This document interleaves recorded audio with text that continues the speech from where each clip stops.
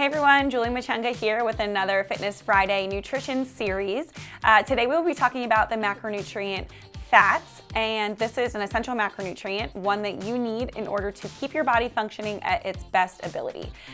So we will be talking about what it looks like on a nutrition label, and then we'll go into a little bit about what saturated, unsaturated, and trans fats mean.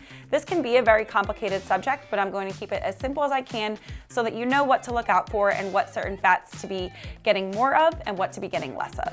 Let's get started.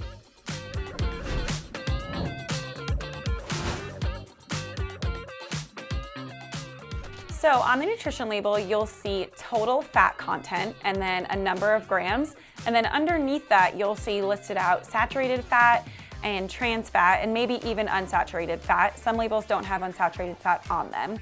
So let's say the total fat amount is 8 grams. And then underneath it, it says 1 gram of saturated fat and 0 grams of trans fat. Then you know that that specific item has 7 grams of unsaturated fat because that is the leftover after you take out the saturated fat content.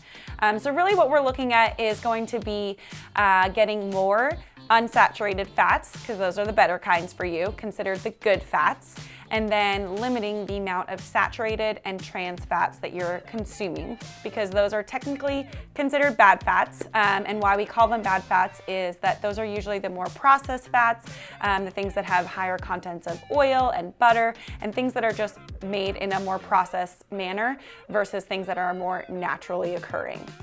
So let's talk about some examples. Some examples of more of a good fat and a healthy fat would be an avocado, which is usually people's go-to as far as adding things on, guacamole, all of those different types of things that you can do with an avocado. And while you won't probably find nutrition label on an actual avocado, you can easily Google that and find out how much is in it if you'd like to. So specifically, just one normal medium-sized avocado has about 29 grams of fat in it. And then if you're looking at the label, you'll notice that it says only 4 of those grams are saturated fat. So that means that it has 25 grams of the good fats, the unsaturated fats, the healthy fats that your body wants and needs in order to function.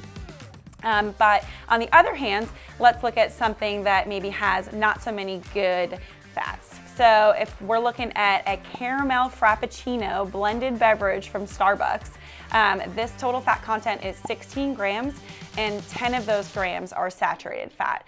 So just from something that you're drinking, while 10 grams might not sound like that much, if that's something that you're having every single day or multiple times a week, that can easily add up, and it doesn't have a lot of high nutrition content in it. I encourage you to do is just keep it really simple. Think about putting good fats into your body. So thinking about consuming more avocados and nuts and fish and olive oils and eggs and things that have all those good fats in them, and consuming less of processed foods like potato chips and burgers from McDonald's and Whataburger and dairy, ice cream, cheeses, things like that that have very high fat contents that are probably not great for you.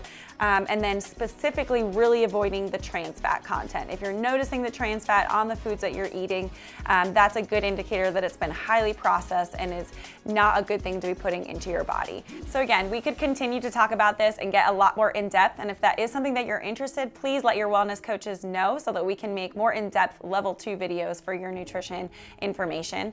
And as always, if you have specific questions that arise, please reach out to your wellness team and let us know, especially if you're working with us currently. We're happy to help you figure out your specific content of macronutrients that your body needs in order to function at its best. See you next time.